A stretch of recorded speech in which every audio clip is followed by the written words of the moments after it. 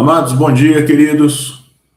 Que a graça do nosso Deus e Pai, o amor de Jesus Cristo, o conforto do Santo Espírito de Deus, estejam cada um de nós nessa segunda-feira. Hoje é dia 12 de janeiro. Estamos seguindo firmes nessa busca diária pelo conselho do Senhor para as nossas vidas. Essa semana nós estamos tratando do tema glorificação.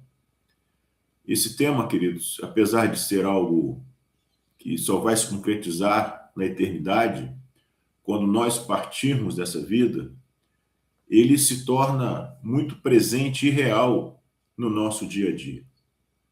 Podemos e devemos olhar para as promessas de Deus pelos efeitos que elas fazem de forma real na vida que nós temos agora.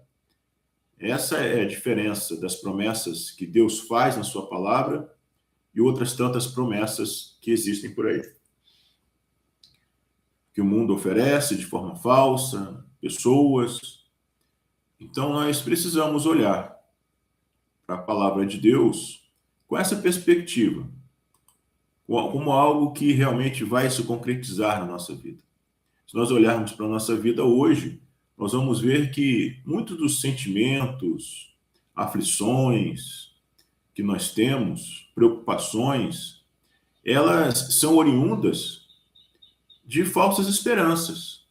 Porque, de alguma forma, nós cremos que aquilo que a nossa alma precisa se encontra nesse mundo. E não deve ser assim. O que a nossa alma realmente precisa já nos foi dado. Segundo Pedro 3, a palavra de Deus diz que Deus já nos concedeu tudo que nós precisamos para uma vida de devoção. Então, eu queria falar um pouco sobre essa promessa, a nossa glorificação, o nosso estado eterno após nós partirmos desse mundo. Nós vemos o que nos está garantido, não uma mera expectativa, mas uma garantia que o próprio Deus nos dá, como está em 1 Coríntios 15, 42. O texto diz assim: pois assim também é a ressurreição dos mortos, semeia-se o corpo na corrupção, ressuscita na incorrupção, semeia-se em desonra, ressuscita em glória, semeia-se em fraqueza, ressuscita em poder. Semeia-se em corpo natural, ressuscita em corpo espiritual. Se há corpo natural, há também corpo espiritual. Aqui então fala da ressurreição dos mortos. Nós sabemos que quando nós partirmos dessa vida, no instante seguinte nós já estaremos com o Senhor. Isso é claro quando Paulo fala que melhor partir está com Cristo, outras passagens. Mas o nosso corpo, ele vai ser ressuscitado no último dia. E vai voltar a se unir com a nossa alma, que já estará no céu.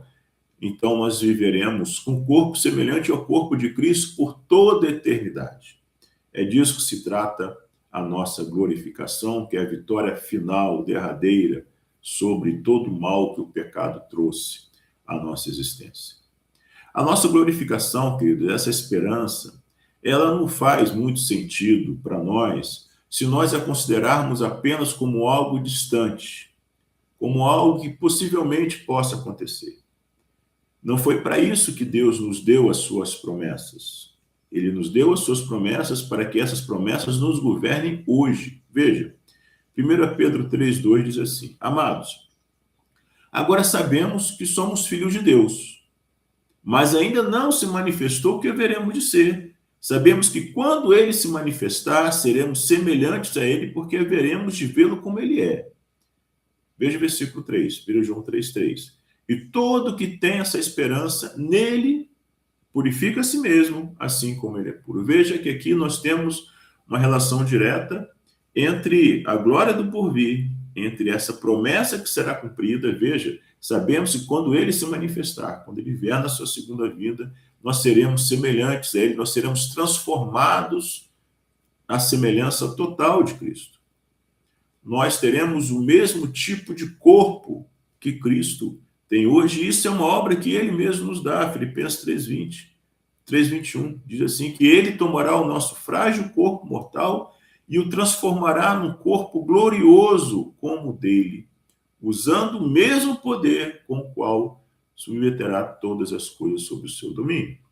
Então, amados, é uma promessa tremenda, uma promessa grandiosa e uma promessa, de novo, que ela deve se fazer presente na nossa vida hoje.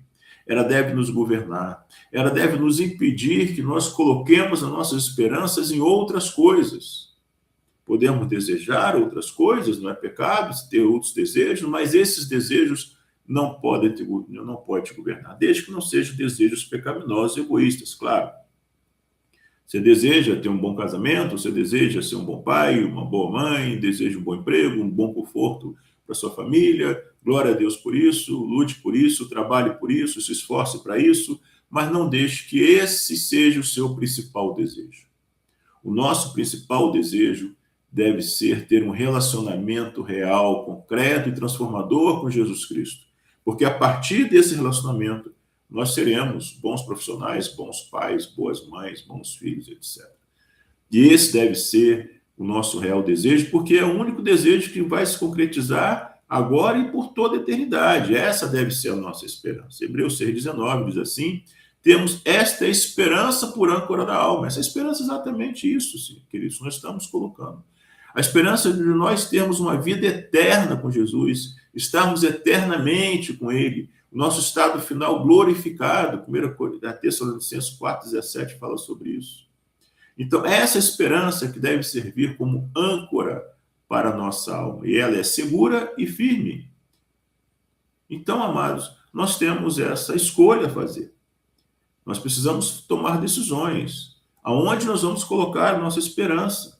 Se é numa vida real com Jesus Cristo, ou se são essas coisas desse mundo que, por mais vistosas que sejam, elas realmente não passam de cisternas rachadas.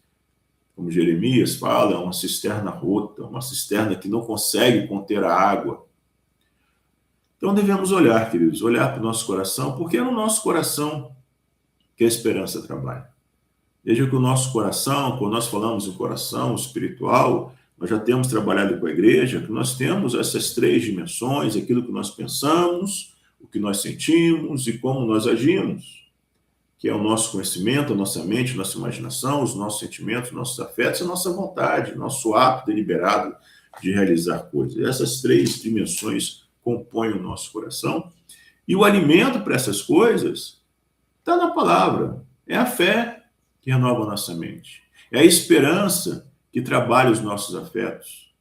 E é o amor que direciona a nossa vontade. E a esperança, a fé e o amor, queridos, elas devem ser baseadas na palavra.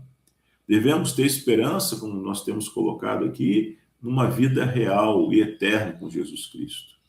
Essa esperança governa o nosso coração, porque define o que amamos, define no que cremos. Veja, Colossenses 1,3 diz assim: damos sempre graças a Deus, Pai de nosso Senhor Jesus Cristo, quando oramos por vocês. Desde que ouvimos da fé que vocês têm em Cristo Jesus e do amor que vocês têm por todos os santos, por causa da esperança que está guardada para vocês nos céus. Que coisa maravilhosa. Uma esperança que está guardada por quem? Pelo próprio Deus, que com seu poder ele completará aquilo que ele começou naquela cruz. Nós somos ali justificados, libertos da penalidade do pecado, e agora nós estamos lutando contra o poder do pecado. Como nós falamos ontem na pregação, nós temos os 3 P's, né? Já vencemos ali a penalidade do pecado, o segundo P atual, poder do pecado, a nossa santificação nos faz vencer o poder do pecado, e na glorificação nós estaremos livres do terceiro P do pecado, que é a presença do pecado, e essas 3 coisas têm que andar juntas, amados. A nossa justificação, ela só é verdadeira se nós vivermos num processo de santificação. Quantos não vivem num processo de santificação, de se afastar das coisas do mundo, amar cada vez mais aquilo que Deus ama, odiar aquilo que Deus odeia, e acham que foram justificados, e não tem base bíblica para isso. A justificação e a santificação, elas andam juntas e são a base para a glorificação.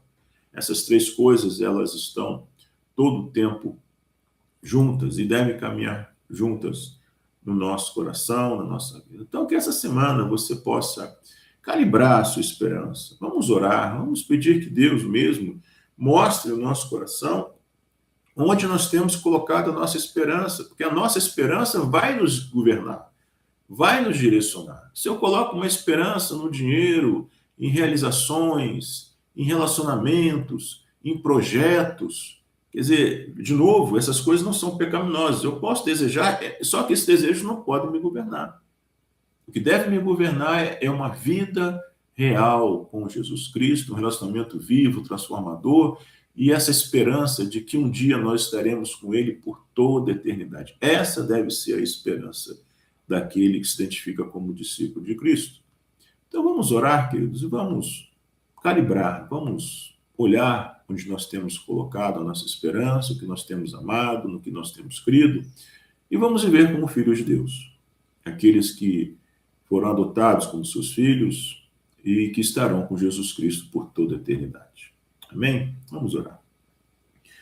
Deus de graça, Deus bendito, Deus santo, obrigado, Senhor, por mais esta manhã que o Senhor nos concede, mais uma semana, Pai, que nós começamos, cada um com as suas lutas, com as suas aflições, mas nós estamos aqui, Pai, porque nós cremos na Tua palavra.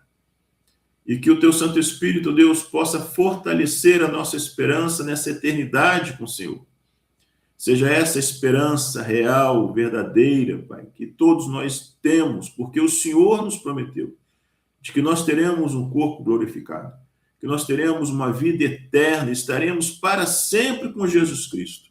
Seja essa esperança real, Senhor, que nos governe. Seja essa esperança, Deus, que define o que nós amamos, aquilo que cremos, como nós vivemos, como definimos nossas prioridades, como lidamos com as dificuldades, como nós nos relacionamos. Nos ajuda, Pai, a viver dessa forma para a glória e honra do Teu santo nome. É isso que nós te pedimos, já te agradecemos, em nome de Jesus. Amém.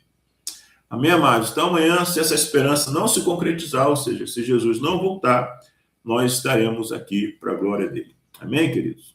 Uma semana abençoada e amanhã nos vemos.